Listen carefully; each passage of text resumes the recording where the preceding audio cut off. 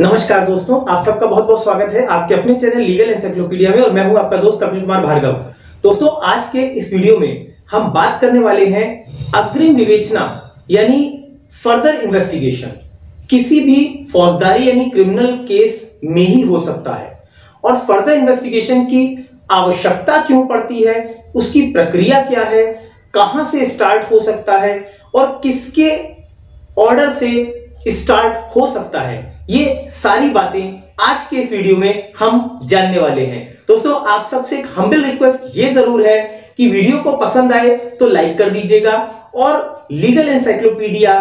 Channel के परिवार का हिस्सा बनिए, चैनल को सब्सक्राइब करिए और हमारी मेंबरशिप को भी ज्वाइन करके इस मेंबरशिप के भी फायदे लीजिए। तो आइए फटाफट से वीडियो को स्टार्ट करते हैं।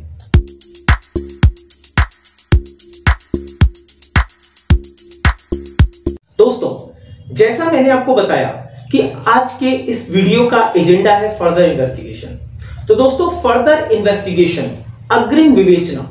क्या है, पहले हम ये जान लेते हैं। देखिए, अगर किसी मामले में कोई एफआईआर दर्ज की गई है,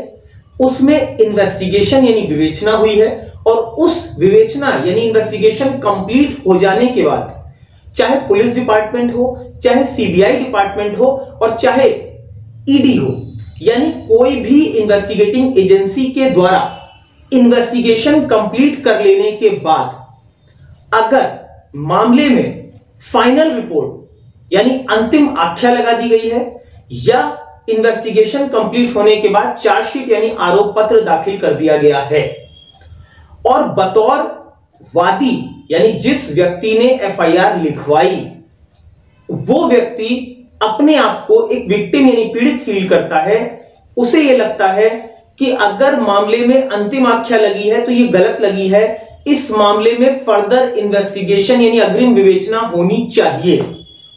साथ ही साथ अगर कोई व्यक्ति ऐसा है जो हो सकता है कि उस मामले का अभियुक्त हो और उसके अगेंस्ट चार्जशीट लग गई है और उसे यह लगता है कि मेरे अगेंस्ट चार्जशीट गलत आ गई है और उसकी यह इच्छा है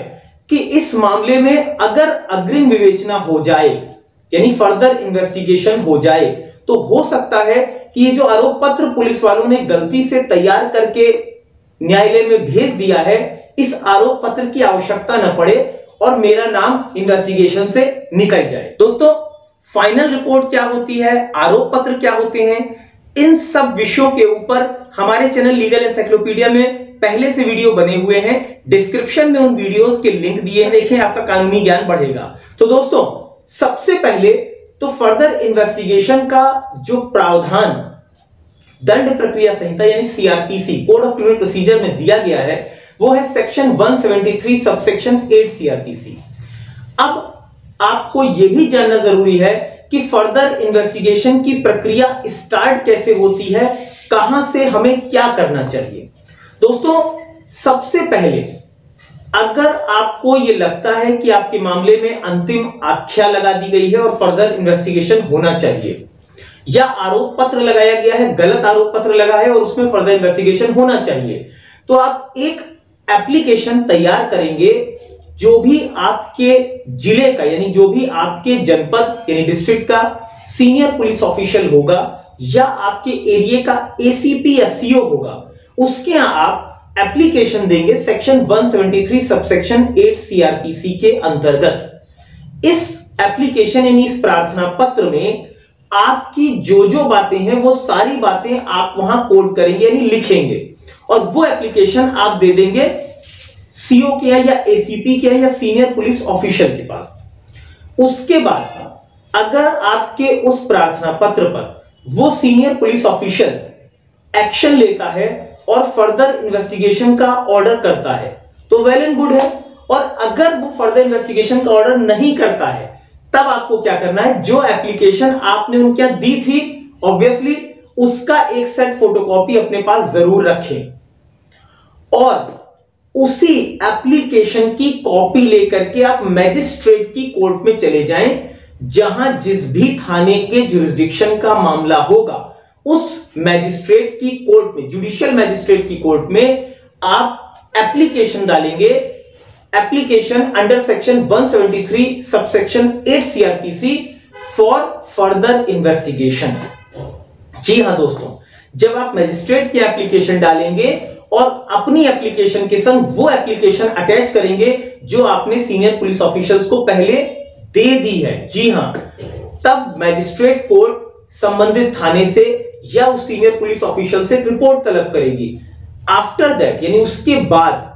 आपके जो भी एडवोकेट महोदय होंगे वो कोर्ट में बहस करेंगे, और अगर कोर्ट को ये लगता है कि हाँ इस मामले में अग्रिम विवेचना यानी फर्दर इन्वेस्टिगेशन होना चाहिए, तो वो उस इन्वेस्टिगेटिंग एजेंसी, चाहे वो सीबीआई हो, चाहे पुलिस हो, चाहे ईडी हो, कोई भी इन्वेस्टिगेटिंग एजेंसी हो, उसको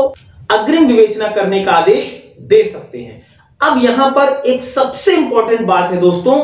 जो समझना और जानना बहुत जरूरी है। आपने अक्सर लोगों को ये बातें करते सुना होगा कि हम मामले में री इन्वेस्टिगेशन करा लेंगे, पुनः विवेचना करा लेंगे। जी नहीं,